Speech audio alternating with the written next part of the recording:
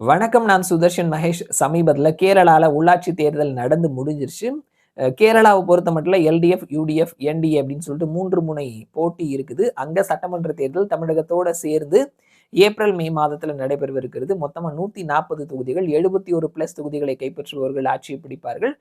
இதற்கு முன்னாடி நம்ம ஊர்ல திமுக, அதிமுக மாதிரி எல்டிஎஃப், யுடிஎஃப், இடது ஜனநாயக முன்னணி, காங்கிரஸ் முன்னணின்னு சொல்லிட்டு மாத்தி மாத்தி ஆட்சியில் இருந்திருக்கிறாங்க. தற்பொழுது தொடர்ந்து 2வது முறையா கம்யூனிஸ்ட் கட்சியினுடைய அரசாங்கம் இருக்குது. ஆட்சிக்கு எதிரான அலை, ஊழல் குற்றச்சாட்டு அப்படின்னு சொல்லிட்டு பலவிதமான புகார்களும் நெருக்கடிகளும் இருக்குது. உள்ளாட்சி தேர்தலையும் கம்யூனிஸ்ட் கட்சி ஒரு பெரும் பின்னடைவை சந்தித்திருந்தது. இவ்வளோ பெரிய பின்னடைவு நாங்க எதிர்பார்க்கல அப்படின்னு சொல்லிட்டு பினராயி விஜயன் உட்பட பல கம்யூனிஸ்ட் தலைவர்கள் சொல்லியிருக்கிறாங்க. கம்யூனிஸ்ட் தலைவர்கள் சபரிமலையில துவாரபாலகர் சிலை அதுல தங்கம் காணாம போனதுன்னு சொல்லிட்டு பலவிதமான புகார்களும் கூட இந்த அரசாங்கத்தின் மேல இருக்குது. ஸோ இந்த நேரத்துல யாருக்கான வாய்ப்புகள் அப்படின்னு சொல்லிட்டு கருத்து கணிப்பு முடிவுகள் எடுக்க ஆரம்பிச்சிருக்கிறாங்க. இன்னும் நமக்கு முழுமையான கருத்து கணிப்பு முடிவு வெளிவரல.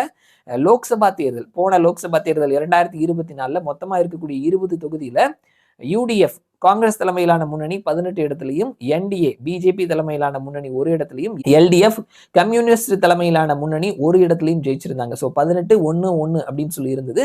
ஸோ அந்த லோக்சபா தொகுதிகளுக்கு உள்ள இருக்கக்கூடிய சட்டமன்ற தொகுதி ஒவ்வொரு தொகுதியிலையும் யார் ஜெயிச்சாங்க அப்படின்னு சொல்லி அதனுடைய முடிவுகளை நம்ம பார்த்தோம் அப்படின்னா யாருக்கான வாய்ப்புகள் இருக்குது. 2024 லோக்சபால விழுந்த வாக்கு அப்படியே ரிப்பீட் ஆச்சுன்னா யாருக்கான வாய்ப்பு அப்படின்னு சொல்லி தெரிஞ்சுக்க போறோம் இந்த வீடியோல.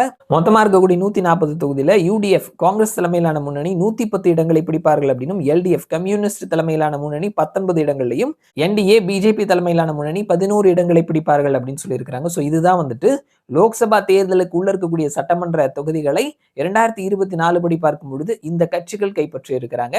யுடிஎஃப் 110 இடங்கள், எல்டிஎஃப் 19 இடங்கள், என்டிஏ 11 இடங்கள் அப்படின்னு சொல்லி நம்ம கவனிக்க முடிகிறது. ஸோ அதே மாதிரியான ஒரு சூழல் தான் தற்பொழுதும் களத்துல நிலவுது. ஸோ யாருக்கான வாய்ப்புகள் இருக்குது அப்படின்றத நம்ம வெயிட் பண்ணி வரக்கூடிய 2026 சட்டமன்ற தேர்தலுக்கு முன்பான கருத்து கணிப்பு முடிவுகளை நம்ம வெயிட் பண்ணி பார்க்கலாம். மறுபடியும் நான் உங்களை இன்னொரு வீடியோல சந்திக்கிறேன். அது வரைக்கும் நன்றி.